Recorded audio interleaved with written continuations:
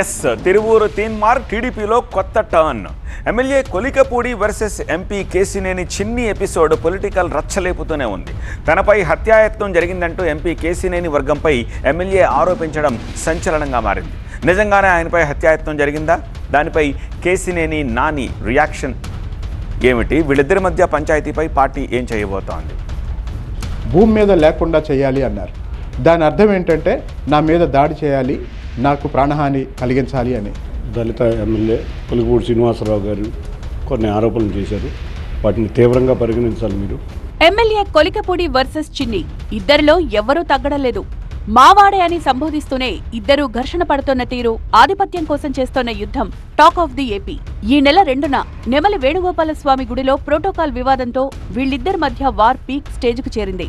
స్వామివారికి పట్టు వస్త్రాలు సమర్పించే క్రమంలో ఎంపీ వర్సెస్ ఎమ్మెల్యే అన్నట్లుగా ఘర్షణ జరిగింది. ఎంపీ దగ్గర నుంచి పట్టు వస్త్రాలను లాక్కొని స్వామివారికి సమర్పించారు ఎమ్మెల్యే కొలికపూడి. ఆ సందర్భంలో ఇరు వర్గాల మధ్య తోపులాట జరిగింది. ఆ గొడవ అంతటితో ఆగలేదు. ఆ రోజు ఆలయం నుంచి ఇంటికి వెళ్తోన్న తనపై దాడికి యత్నించారని ఎమ్మెల్యే కొలికపూడి శ్రీనివాస్ ఆరోపించారు. 1 కాదు 2 కాదు, ఏకంగా 3 సార్లు హత్యా ప్రయత్నం జరిగిందంటూ సంచలన ఆరోపణ చేశారు.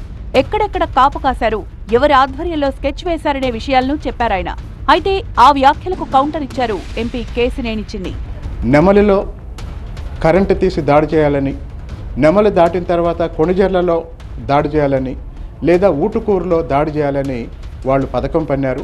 కారణాలు ఏమైనా వాళ్ళకి పోలీసులు హెచ్చరించడం వల్ల కొంత వెనక్కి తగ్గారనేది నాకున్న సమాచారం. నా మీద దాడి చేసి నన్ను అంతం చేయాలనే లక్ష్యంతో ఆ రోజు ఎంపీ గారి కార్యాలయంలో ఎవరో తిరువూరు స్థానిక నాయకుల్ని ప్రేరేపించారని నాకు అర్థమవుతుంది.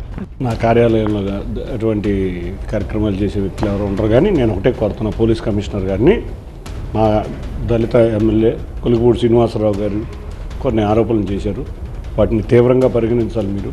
ఇప్పుడు ఒక దళిత ఎమ్మెల్యే కాదు, అక్కడ ఎవరి మీద దాడి జరిగినా కూడా పోలీసులు అసలు శాంతి భద్రతలకి ఉపేక్షం కలిగించకూడదని నా అభిప్రాయం. తనపై దాడికి ప్లాన్ చేయడానికి ప్రయత్నం జరిగిందనే విషయం ఇంటెలిజెన్స్ ద్వారా సమాచారం వచ్చిందన్నారు ఎమ్మెల్యే కొలికపూడి. తన కదలికలపై ఎంపీ చిన్ని అనుచరులు ఆరా తీసినట్లుగా ఆరోపిస్తున్నారు ఆయన.